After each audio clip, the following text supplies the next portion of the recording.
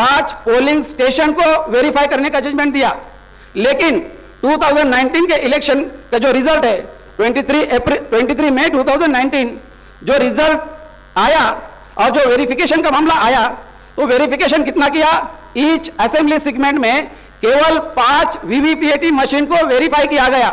मतलब पूरे इंडिया में 10,35,000 वीवीपीएटी मशीन लगाया गया, 10,35,000 मशीन लगाया गया, लेकिन वेरीफाई कितना किया, 20,687 वेरीफाई किया। जितना किया उसमें भी घोटाले को दबाने के लिए उन्होंने 4 महीने में सारे के सारे वीवीपीएटी के रिसीट जला दिए। इतना बड़ा धोखा है। और उसके बारे में सुप्रीम कोर्ट में केस है, 27 फरवरी 2020 को सुप्रीम कोर्ट में केस गया। यह केस को काउंटर करने के लिए जब सुप्रीम कोर्ट में इलेक्शन कमीशन को पूछा गया 4 महीने में वीवीपीएटी रिसीट जलाने का जो मामला है, इसके बारे में एक लास्ट लाइन में यहां पर रखना चाहूंगा। As per election conduct rule 1961 94B, इस क्लॉज के तहत ये जो वीवीपीएटी रिसीट्स है, वो वीवीपीएटी रिसीट्स 1 साल रखना जरूरी है, लेकिन इलेक्शन कमीशन के द्वारा 6 महीने के 4 महीने में ही सारे के सारे वीवीपीएटी रिसीट्स डिस्ट्रॉय किए गए। 23 सितंबर 2019 को ऑर्डर इशू करके ये सबसे बड़ा 2019 का जो इलेक्शन है, ये सबसे बड़ा घोटाला है। ये इस घोटाले की जानकारी हमारे लोगों को मालूम नहीं है। 27 फरवरी 2020 को जो सुप्रीम कोर्ट में एडीआर नाम के ऑर्गेनाइजेशन के माध्यम से जो केस फाइल हुआ, इलेक्शन कमीशन को जब पूछा गया कि ये जो आपने वीवीपीएटी रिसीट्स, सारे के सारे वीवीपीएटी रिसीट्स क्यों जलाए, तो इलेक्शन कमीशन के लोगों ने कहा कि हमें 4 वीक का समय दो। 4 वीक का समय अगर आप काउंट करेंगे 27 फरवरी से, तो 22 मार्च 2020 को 4 वीक कंप्लीट होते हैं। जिस दिन 4 वीक कंप्लीट होते हैं उस दिन जनता कर्फ्यू लगाया जाता है, 24 को लॉकडाउन लगाया जाता है, और इस सारे मामले के ऊपर पानी। तो इतनी सारी सबसे ज्यादा बदमाशी, ये केवल इसमें इलेक्शन कमीशन इन्वॉल्व नहीं है, सारी मशीनरी, सारे इंस्टीट्यूशन, कॉन्स्टिट्यूशनल इंस्टीट्यूशन इसमें इन्वॉल्व है। केवल एक ही मशीनरी नहीं है, सारे कॉन्स्टिट्यूशनल इंस्टीट्यूशन इसके ऊपर लगाए हुए, सुप्रीम कोर्ट इन्वॉल्व है, सारे कॉन्स्टिट्यूशनल इंस्टीट्यूशन पर ब्राह्मणों का कब्जा है। इसलिए ये सारा हमारे सामने ये नतीजा है।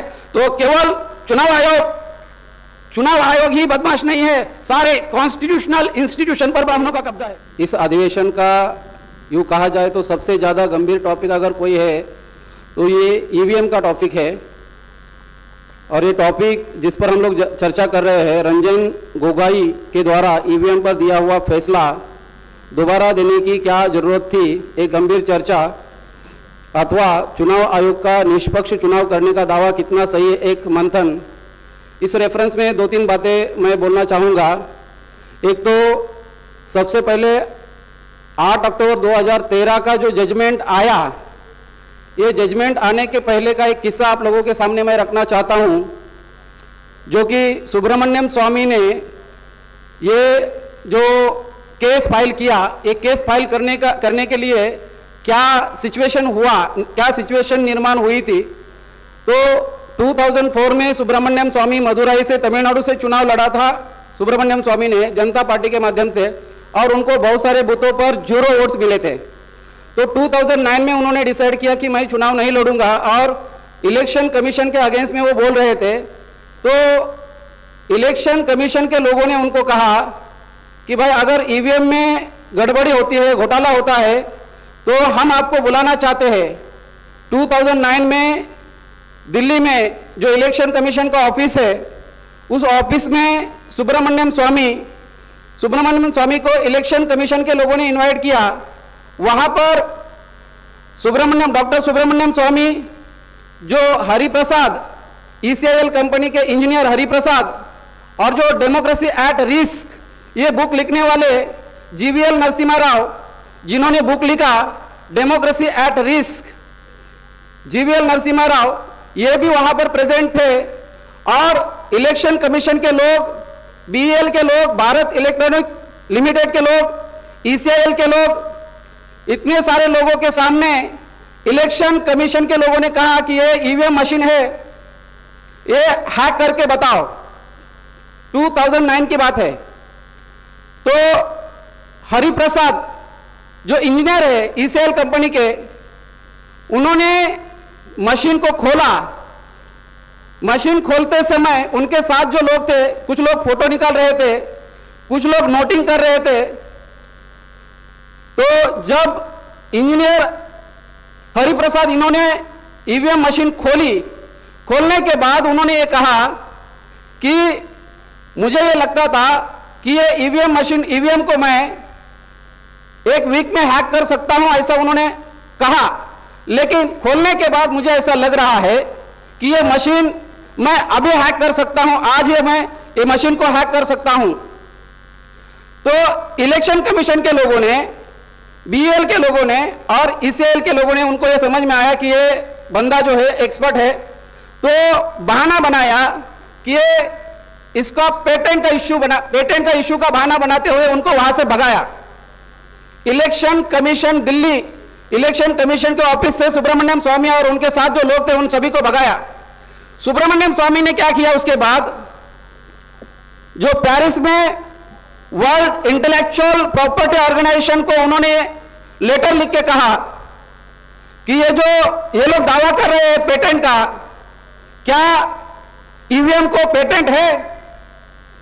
तो पेरिस से वर्ल्ड इंटेलेक्चुअल प्रॉपर्टी ऑर्गेनाइजेशन से इंफॉर्मेशन आई सुब्रमण्यम स्वामी को कि इन्होंने एप्लीकेशन तो किया था, और हम लोगों ने जब क्लैरिफिकेशन के लिए उनको सवाल किया, इलेक्शन कमीशन के लोगों को सवाल किया क्लैरिफिकेशन के लिए, क्लैरिफिकेशन दे दो, तो इलेक्शन कमीशन के लोगों ने क्लैरिफिकेशन ना देते हुए वो जो एप्लीकेशन किया था वो विड्रॉ किया।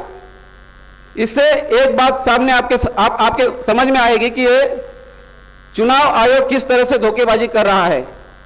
सेकेंड पॉइंट, 2013 का जो 8 अक्टूबर 2013 का जो जजमेंट है, उसके हिसाब से 2014 के इलेक्शन में इलेक्शन कमीशन के द्वारा वीवीपीएटी जो जजमेंट दिया 8 अक्टूबर 2013 को, without VVPAT free fair and transparent election can not possible, इसके तहत उन्होंने 2014 के इलेक्शन में वीवीपीएटी लगाना चाहिए था, लेकिन कितना लगाया? 0.33%, मतलब 99.67% वीवीपीएटी मशीन लगाया नहीं। आप देखेंगे तो 2004 में ईवीएम था, वीवीपीएटी मशीन नहीं था। 2009 में ईवीएम था, वीवीपीएटी मशीन नहीं था। 2014 में जजमेंट देने के बावजूद लैंडमार्क जजमेंट, 2014 का जो लैंडमार्क जजमेंट है, एज पर आर्टिकल 141 के तहत वो लैंडमार्क जजमेंट सारे हाई कोर्ट में जाता है और वहां से डिस्ट्रिक्ट कोर्ट में जाता है, लेकिन इतना होने के बावजूद भी किसी भी पेपर में वो जजमेंट, लैंडमार्क जजमेंट नहीं आया, ना दिया, किसी मीडिया ने नहीं छापा। लैंडमार्क जजमेंट देने के बावजूद भी लैंडमार्क जजमेंट का कोई वैल्यू होना चाहिए था, लेकिन 2014 के इलेक्शन में वीवीपीएटी मशीन इस्तेमाल नहीं हुआ, मतलब 0.33% हुआ, इसका मतलब घोटाला हुआ। उसके बाद 2014 में रिजल्ट डिक्लेयर कब किया? 16 मई 2014 को रिजल्ट डिक्लेयर किया। रिजल्ट डिक्लेयर करने के बाद 9 दिन में 25 मई 2014 में 25 मई को इलेक्शन कमीशन ने रिजल्ट पब्लिश किया इलेक्शन के वेबसाइट पर। रिजल्ट पब्लिश करने के बाद 25 मई को रिजल्ट पब्लिश किया। 26 मई को Narendra Modi prime minister declare किया, नरेंद्र मोदी को प्राइम मिनिस्टर डिक्लेयर किया। 5 दिन के बाद मींस जून महीने में, 2014 के जून महीने में 9,03,000 ईवीएम मशीन को स्क्रैप घोषित किया। आप सोचिए कि कितना बड़ा षड्यंत्र हुआ। अभी बामसेब के माध्यम से, आदरणीय वामन मेश्राम साहब के माध्यम से सुप्रीम कोर्ट में सुब्रमण्यम स्वामी का जो केस था उसको लेके कंटेम्प्ट ऑफ कोर्ट ये पिटीशन फाइल किया। अभी ये contempt of court petition file करने का सबसे बड़ा कारण क्या था कि 100% वीवीपीएटी मशीन लगाना चाहिए था 2014 में। जो सिविल केस था, हम लोगों ने इलेक्शन कमीशन के विरोध में contempt of court petition file करना ही सबसे बड़ा सबूत है कि इलेक्शन कमीशन धोखेबाज है। दूसरी बात, इसके बाद आप देखिए कि 24 अप्रैल 2017 को हमारे फेवर में जजमेंट आया, बामसेप के फेवर में जजमेंट आया। ये जजमेंट आने के पहले की बात आप लोगों को मैं बताना चाहूंगा। जजमेंट आने के पहले क्या हुआ, इलेक्शन कमीशन को सुप्रीम कोर्ट में एफिडेविट लिख के देना पड़ा। क्या एफिडेविट लिख के देना पड़ा? इलेक्शन कमीशन ने यह एफिडेविट लिख के देना पड़ा 3568 करोड़ रुपीस के लिए।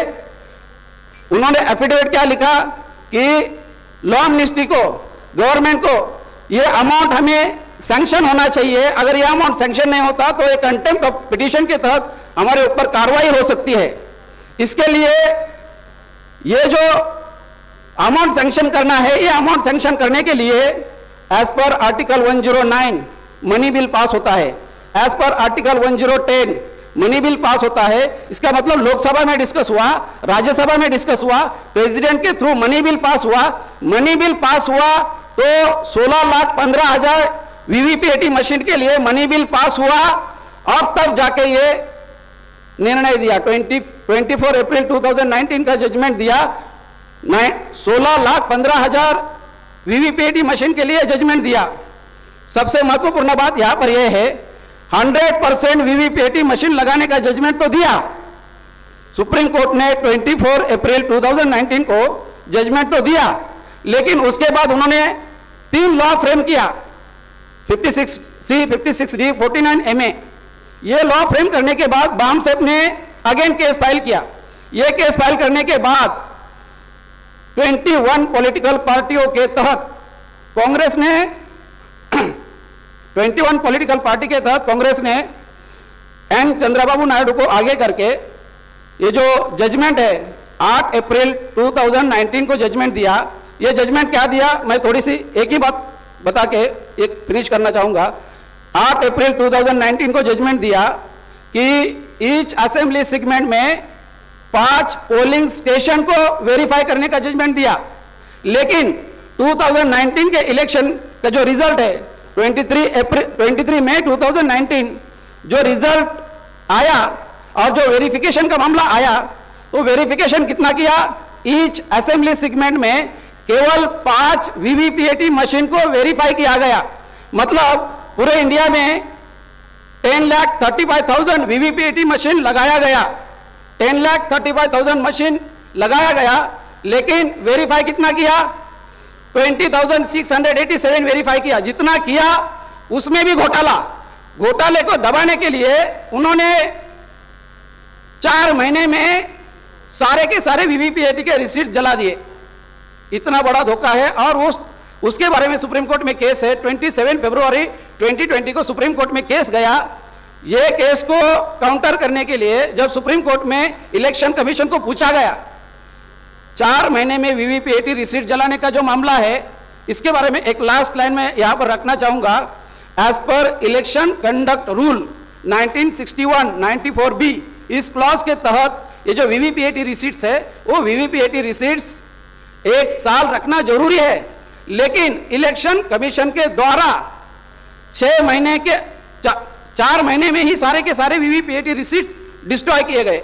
23 सितंबर 2019 को ऑर्डर इशू करके ये सबसे बड़ा 2019 का जो इलेक्शन है, ये सबसे बड़ा घोटाला है।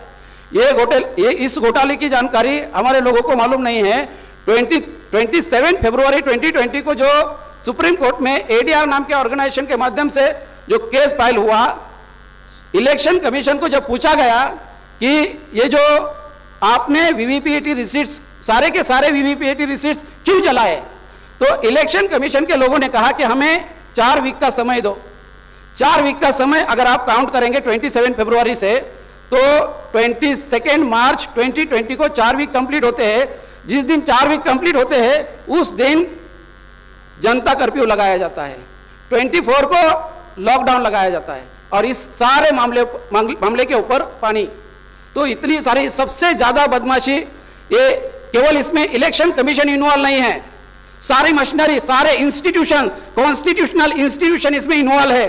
केवल एक ही मशीनरी नहीं है, सारे कॉन्स्टिट्यूशनल इंस्टीट्यूशन इसके ऊपर लगाए हुए, सुप्रीम कोर्ट इन्वॉल्व है, सारे कॉन्स्टिट्यूशनल इंस्टीट्यूशन पर ब्राह्मणों का कब्जा है, इसलिए ये सारा हमारे सामने ये नतीजा है। तो केवल चुनाव आयोग ही बदमाश नहीं है, सारे कॉन्स्टिट्यूशनल इंस्टीट्यूशन पर ब्राह्मणों का कब्जा है। Thank you very much.